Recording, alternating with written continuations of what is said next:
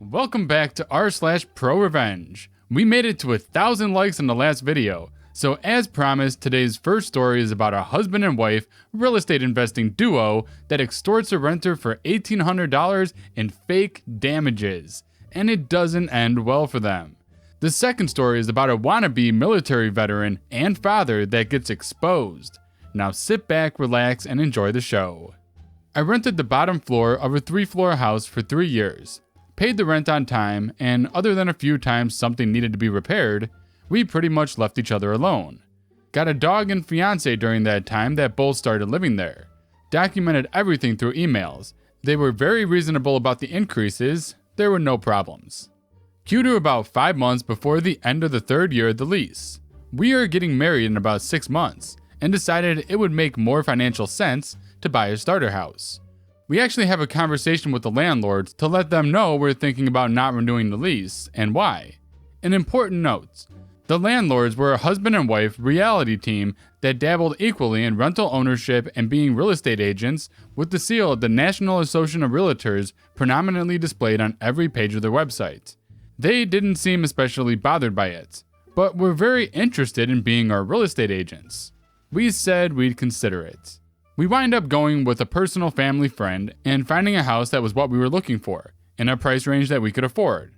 Put in an offer, some back and forth, and they accepted and started the closing process. So we give 60 days notice to our landlord as required by the lease, down to the letter of the contract. They completely lose it.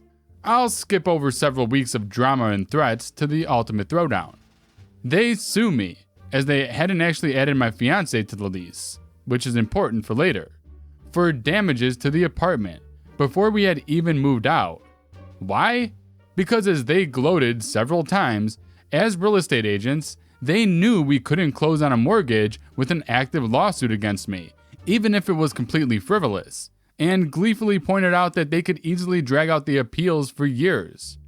After talking to a lawyer who very kindly gave us a consultation at a much reduced rate, thanks to us being referred to him from the local bar association, he essentially confirmed that what they were doing was super unethical, but not strictly illegal, and would be very easy for them to follow through with this, even if the lawsuit was completely frivolous. In the end, we paid them $1,800 in blackmail money, and I had to sign a confidentiality agreement, but we were able to close on the house. Now to the revenge part. Some important notes. I'm an engineer who routinely works with municipal agencies, including the code enforcement departments, so I'm pretty familiar with codes and how the system works. The county law where I lived required that all rental properties be registered with the local township for tax purposes and issued a certificate of occupancy, which requires a code inspection before it can be rented out. As most of the homes in the area are 50 to 100 years old, landlords routinely ignore these regulations, as the code enforcement officers are usually too busy with buildings that are actively falling down to enforce them. So after a few months of planning, I put my plan into action. Looking at the property records in that county, conveniently all online for free, I was able to compile a list of 15 rental properties they own in the county, except for the one we lived in due to the NDA. A quick weekend drive to take a few pictures of each one, and a letter was compiled. A concerned citizen, aka my fiance, had looked at a rental property but was concerned that cracks in the basement foundation, good luck finding a house that age without them, might be structural, unlikely but possible, and wanted to make sure that they had been inspected for safety before the certificate of occupancy had been issued, which is extremely unlikely that one had ever been applied for given our landlords. A copy of the letter for each property went to the code enforcement officer, tax official, and township council for each township for every property they owned. Condensing for space, she received several phone calls over the next few months from most of the township's officials. She stuck to the same script of being a potential renter and wanting to make sure the houses were inspected.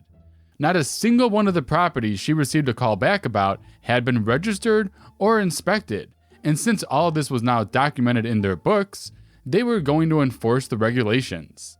I don't have the actual numbers, but I imagine the cost of upgrading one 100-year-old house to the current rental code, much less 15, must be in the tens of thousands of dollars.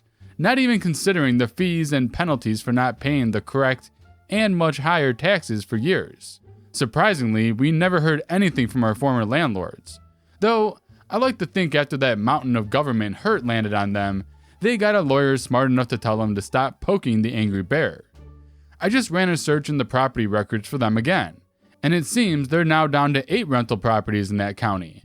It looks like a majority were sold within a year of us moving out, several at a loss. So assuming we were the cause, it looks like $1,800 in blackmail cost them over $30,000. That's just in the sale of those properties at a loss, and almost half of their rental income, not even considering the price of getting their other properties up to code. The icing on the cake. I CC'd my fiance on a lengthy email chain from their business emails in which they conducted themselves in a completely unprofessional manner and admitted to some extremely unethical, though not illegal, practices, such as admitting the lawsuit was completely frivolous, but it didn't matter because I'd pay up if I ever wanted to get a mortgage. They were stupid enough to reply back at all.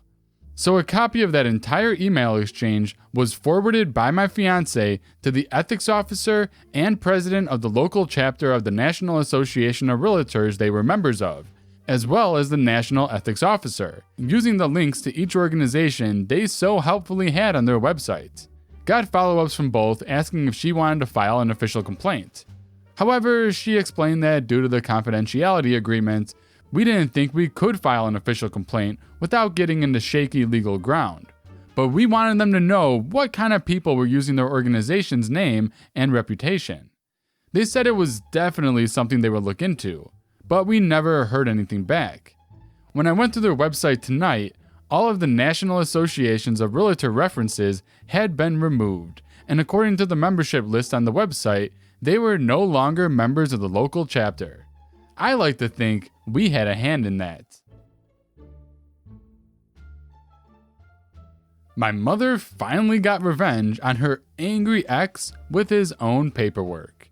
This all happened several years ago during my parents' divorce, but the revenge took place this November. Backstory. Growing up, my father was an emotionally angry piece of garbage who got off on religious authority and controlling every aspect of our lives.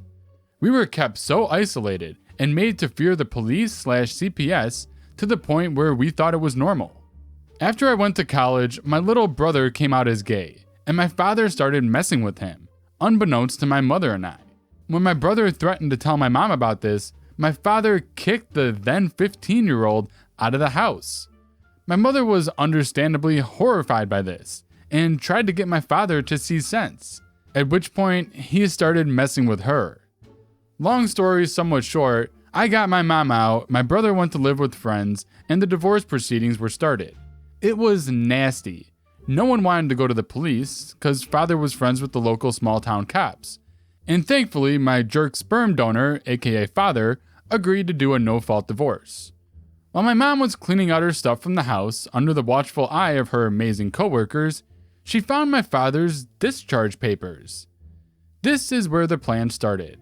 You see, my father spent his entire 25-year marriage telling everyone that he was a Special Forces vet, who had been awarded a Purple Heart and a Bronze Star, which were both, coincidentally, destroyed in a house fire along with all his uniforms and paperwork. But here were his discharge papers, and they clearly stated that he was given an other than honorable discharge after 4 years in the motor pool. Not wanting to be seen as the vindictive ex-wife, my mom quietly took the papers and didn't tell anyone for years after my father moved away to a new state to join a militia. When she finally told me while tipsy this past year, we hatched a plan. Over the next few months, we snooped on social media to make a list of his former and current employers, family, major friends that we knew of, and his new church. She enlisted our extended family, and I my college friends from all over the country. In November, we each purchased Veterans Day cards and wrote out messages such as Stolen Valor, Motor Pool, Pretender, etc. Everyone attached a photocopy of the page listing his discharge, and then we sent them on the same day from the nearest major cities with the return address listed as his current church. They arrived on or around Veterans Day from Atlanta, Orlando, Washington, D.C., New York, St. Louis, Kansas City, Seattle, Portland, LA, Houston, Ontario, London, and Edinburgh. Immediately, my mother was inundated with calls and emails from people who had no idea and couldn't believe he would lie like that, and were sorry for not believing her/my brother. My jerk of a dad sent a nasty email implying horrible things if he could ever prove my mother did this, which she forwarded straight to her lawyer, along with the nasty letters from his more vocal supporters. Now most people in our hometown look at her as the battered spouse who walked out with her head held high, rather than that tramp who divorced such a godly man. My brother still has no idea we did this. He didn't want anyone to confront my father. But later, he told me he got a random call from our old pastor apologizing for kicking him out of the church over my father's lies. And I can finally sleep well at night with the knowledge that his reputation is in shambles by our hands. Revenge truly is a dish best served cold. Alright, you guys, that brings us to the end of today's video. I hope you guys enjoyed both of these stories. Let me know which one you liked more in the comment section below. And as always, if you haven't done so already, hit that like button on this video and subscribe for future videos just like this one. And I'll see you guys in the next video.